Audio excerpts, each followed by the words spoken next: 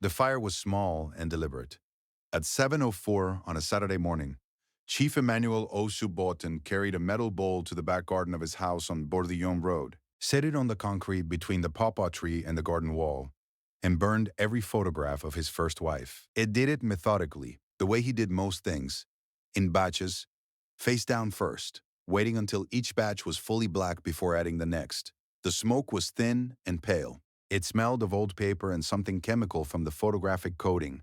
He stood and watched until there was nothing left but a curl of gray ash at the bottom of the bowl. Then he went inside, washed his hands at the kitchen sink for longer than necessary, and sat down to his breakfast as though nothing had happened on the other side of the window. His new wife, Vivienne, was still asleep. The wedding had been 9 weeks ago. The house on Bordillon Road had been repainted since then. The sitting room now ivory instead of the warm terracotta it had been for 11 years. And the bedroom had new curtains, new bedding, a new headboard that had arrived on a truck from a furniture store in Victoria Island and taken 2 men most of an afternoon to assemble. Chief Owusu had supervised this himself. He had not asked the housekeeper to do it. The housekeeper was a woman named Nkechi Ndukwe. She was 53 years old, built like someone who had been carrying heavy things since childhood and had simply become the kind of person heavy things did not bother. She had been in this house for 9 years. She knew where everything was kept, which floorboard in the corridor creaked at a particular angle, which burner on the cooker took an extra press to light. And she had known Chief Owusu first wife, Adaora, the way you know a person when you have watched them move through their own home for 9 years. Not intimately, not as a friend, but with the specific depth of witness. She had watched Adora cook on Sunday mornings in her house slippers, the radio on the counter turned low. She had straightened the photographs on the staircase wall so many times she knew the order by memory. The wedding portrait at the top, then the one from Kumasi, then the Christmas picture with Adora in the red wrapper, then the small frame snapshot from the beach at Cape Coast that Adora had loved most because she said it was the only photograph where she looked like herself. That photograph was not in the garden bowl on Saturday morning. It was not on the staircase wall either, where it should have been. It had not been on the wall for 4 months, because Nkechi had found it one afternoon in February, face down behind the water heater in the utility room, slipped from a crack in the shelf by some vibration or settling of the wall, and had placed it for safekeeping inside the folded linen at the back of the airing cupboard. She had meant to return it. She had not yet done so. The linen had been folded around it since February, and it was still there on the morning Chief Osu stood in the garden and watched his first wife's face turn to ash. Nkechi did not know what he had done until she went to hang the laundry and noticed the gray residue in the bowl by the wall. She stood and looked at it for a moment. The pawpaw tree above the bowl had shed a leaf into the ash overnight, and the leaf was gray at the edges. She looked at the ash, then at the house, then at nothing in particular. Then she picked up the laundry basket and pegged the sheets to the line without saying anything at all. She did not tell anyone about the photograph in the linen cupboard. This was not a decision she made consciously. It was more like the decision a person makes when they recognize that some things are not yet ready to be done, and that the right time has not arrived, and that they will know the right time when it comes the way you know weather when you grew up watching the sky. Nkechi Ndukwe had been carrying things quietly for her whole life. She was from Enugu originally, the youngest of 6 children, the only one who had stayed in Lagos after her mother's death in 2003, the only one still sending money back to a sister in Abuja who had 4 children and a husband whose health had been unreliable since 2011. She had worked in houses since she was 21, not always houses like this. One on Bordillon Road. She had started in much smaller places, moved through them over 32 years, and arrived here 9 years ago through a referral from a woman whose mother Nkechi had worked for in Lekki. She was paid 45,000 naira a month. She sent 18 million of it to Abuja without fail, every month. The transfer done on the 28th, her sister's confirmation message arriving within the hour. She kept a small notebook in the pocket of her house dress and recorded every transaction, every naira in and out. Because she had grown up in a house where money disappeared without explanation, and she had decided at 21 that nothing in her life was going to disappear without her knowing exactly where it went. She had been good at this work because she understood the difference between seeing and looking. She saw everything in this house, She looked at nothing that was not her business. But the photograph was in the linen cupboard, and it stayed there. The first 6 months of Chief Owusu-Boateng's second marriage were not peaceful, though they were not loud either. The trouble was not the kind that announces itself. It was the kind that lives in small adjustments. Vivian asking for the kitchen to be reorganized in a way that made no practical sense. Nekechi reorganizing it and saying nothing. Vivian returning items Nikechi had put away to different locations. Nikechi noting the new locations and adapting. Viviana standing in doorways for a moment too long, before leaving the way people stand when they want to say something and have not yet decided whether to say it. Nokechi understood what this was. She had seen it before, in other houses. A new wife learning the geography of a place shaped by another woman for 11 years. The curtains were new, but the windows were the same. The headboard was new, but the room was the same room. The house remembered Adaura the way houses remember, in the routing of the light, in the arrangement of the furniture, in the fact that the kitchen radio was still tuned to the station Adaura had preferred because nobody had changed it. The station played High Life in the mornings. Nekechi turned it on at 6:30 every morning, out of habit. She had done this for 9 years. In the 7th month, Vivienne came into the kitchen at 6:47 on a Wednesday and turned it off without a word. She filled a glass of water at the sink and left. Nike stood at the cooker and stirred the porridge. Then she reached over and turned the radio back on at a lower volume. This was as much confrontation as she intended to have. Then, that same Wednesday evening, Vivienne came to her in the corridor outside the utility room. Vivienne was 34 years old, 27 years younger than her husband, and had a quality of direct speech that she sometimes deployed without calculating where it would land. She sighed. I want to discuss the arrangements in this house. Some things are going to change. Nikechi sighed. Yes, madame. The room next to the study, Vivienne said. Chief uses it for storage. I want it cleared by the end of the month. We are converting it. Yes, madame. And the radio in the kitchen. Vivienne paused. I would prefer it off in the mornings. The sound travels. Nikechi looked at her evenly. I will adjust, madam. Vivienne looked at her for a moment, as though she had expected some other kind of response and was recalibrating. Then she nodded and went down the corridor toward the sitting room. Nkechi went back to the kitchen. She turned the radio off. She finished preparing the dinner in silence. The kitchen without the high life had a particular kind of quiet to it. Not the natural quiet of early hours, but the applied quiet of a thing switched off deliberately. The cooker hummed. Oil moved in the pan. She worked in it and did not let it become anything other than what it was. That same week, Vivienne dismissed the garden boy who had tended the compound since Adora's time, a man named Quadwo, who was 58 and had been coming on Tuesdays and Fridays for 7 years. He received the news by text message on a Thursday morning. He called the number twice and nobody answered. Nonkechi found out when Quadwo came to the gate the following Tuesday, and the new security man told him he was no longer needed. She watched from the kitchen window. Quadwo stood at the gate for a moment with his hands at his sides. Then he turned and walked back down the road. The compound had been his work for 7 years, and he left it without drama because there was nothing else available to him. Nkechi wrote this in her notebook that evening too. Not a transaction. Just, Quadwo was let go. Tuesday, she did not draw a line under it. She left the page open. That night, she sat in her room and opened the notebook again.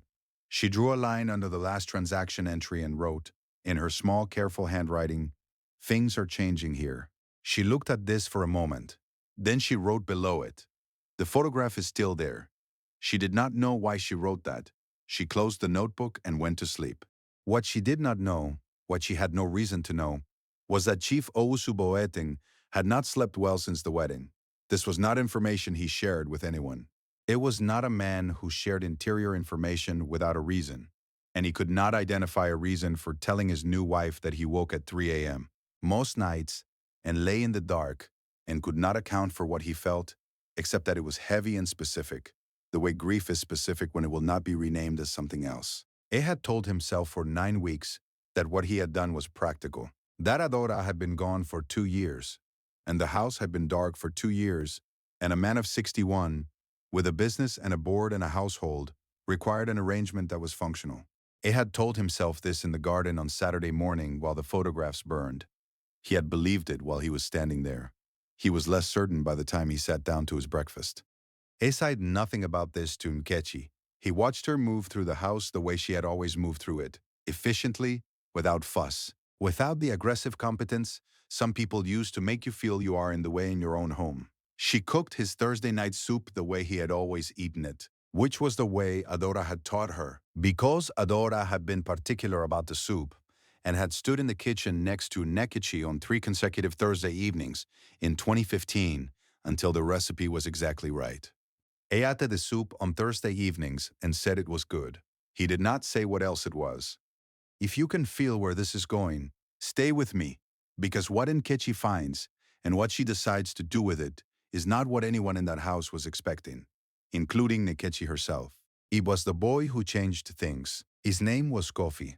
He was 9 years old, the son of Chief Owusu Boateng's younger brother in Kumasi, sent to stay for 3 weeks while the school was being repaired after a flooding. Kofi arrived on a Sunday afternoon with a blue school bag and the specific self-containment of a child who has learned that new environments require patience. He sat where he was told, ate what was put in front of him, and spent a great deal of time in the corner of the sitting room, drawing in a small orange notebook he kept in his bag. On the third day, he came to the kitchen doorway while Nekichi was preparing lunch and stood there. She looked at him. "Can I help?" he said. "You can peel the plantain," she said. He came in and sat at the kitchen table and peeled the plantain, with a concentration Nkechi found worth watching. He did not rush. His hands were careful. He set each skin down beside the last one, neatly. After a while, he said, without looking up, "There used to be more pictures on the wall." Nkechi kept working. "Of a woman," Kofi said. "I came here before, with my father. She was in all the pictures." "That was Auntie Adora," Nkechi said. "Where did she go?" "She died 2 years ago." Kofi set down the plantain he had been peeling. He was quiet for a moment. "My father said she was kind. He said when I was small she gave me a toy car and it was yellow." Nkechi sighed nothing. She kept working at the counter. The kitchen was quiet. The radio had been off since Wednesday. "I was trying to draw her from memory," Kofi said, "in my notebook. But I couldn't remember her face properly. I only remember the car." That night, after Chief Owusu Boateng had retired, and Vivian had closed the bedroom door, Nekichi went to the airing cupboard. She took out the folded linen from the back shelf. The photograph was there, face down inside the fold, the back of the frame smooth under her fingers. She turned it over. Adora at Cape Coast, 37 years old in the picture. The sea behind her very bright, and the sand pale, almost white, in the particular way sand goes when the sun is directly overhead. She was not looking at the camera. She was looking at something to the left of it, slightly above, and her face had the expression of a person who has just heard something that made them want to remember exactly where they were standing. Nkechi had looked at this photograph many times, hundreds of times in 9 years of straightening the staircase wall, and she had never before noticed that Adora was not looking at the camera. She had never looked long enough to notice. You straighten a frame, you see a picture, you move to the next one. But in the corridor outside the airing cupboard, sitting on the small stool she kept there for folding, with the house quiet around her, except for the hum of the generator and the distant sound of a night hawker calling his goods on the street outside, she looked for the first time properly, and she saw it. A woman captured in the moment before she decided something. A woman at Cape Coast with the ocean behind her and something above the camera that had caught her attention. And in her face the particular quality of a person who is not performing for anyone. Who has forgotten she is being photographed, who is simply and completely herself. This was, Nkechi understood, why Adora had loved this photograph most. It was the only one where she looked like herself. She had said so, and she had been right. She sat with the photograph for a long time. She thought about the metal bowl in the garden and the smell of old paper burning at 7:04 on a Saturday morning. She thought about a 9-year-old boy sitting at her kitchen table trying to draw a face from memory and not being able to get the eyes right. She thought about Quadwo standing at the gate on a Tuesday and then turning and walking back down the road. She had kept this photograph safe for 4 months without knowing why. Now she thought perhaps she had been keeping it safe for Kofi, or perhaps for the house, or perhaps for Chief Owusu Boateng himself, who had done a thing in a garden with a conviction that had not survived the breakfast table. She went to the boy's room and knocked softly. A pause. Then Kofi said, "Yes," and she opened the door. He was not asleep. He was sitting up in bed with the orange notebook open on his knees. She held the photograph out to him without a word. He looked at it for a long moment. Then he took it in both hands, carefully, the way he had taken the plantain, with a child's particular seriousness for things that matter. He studied Adora's face. "I remember now," he said quietly, her eyes.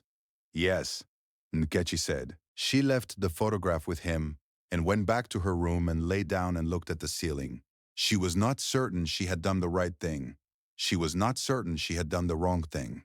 She was certain that the photograph existed, and that Kofi had needed to see it, and that a folded shelf inside a cupboard was not a home for the face of a woman who had lived in that house for 11 years. The following morning was a Thursday. Chief Osu Boten came down at 7:15. Nkechi had made his tea and set out the bread and the eggs. He sat and unfolded the newspaper. Then it stopped. Kofi had come downstairs before his uncle and placed the Cape Coast photograph in the center of the breakfast table. He had not asked anyone's permission. It had simply come down at 6:50, set it there face up, and gone to sit in his corner of the sitting room with the orange notebook. Nkechi had come into the dining room at 7:02 to straighten the place settings, and found it there and had gone very still, and then had gone back to the kitchen and continued making the tea. Chief Owusu Boateng sat at the head of the table and looked at the photograph for a long time. He did not move it. He did not speak. He looked at his wife's face in the Cape Coast light. The way she was looking at something above the camera, that particular expression he had never been able to name. Ane sat with it, the way a person sits with something they thought they had finished, and discover they have not finished at all.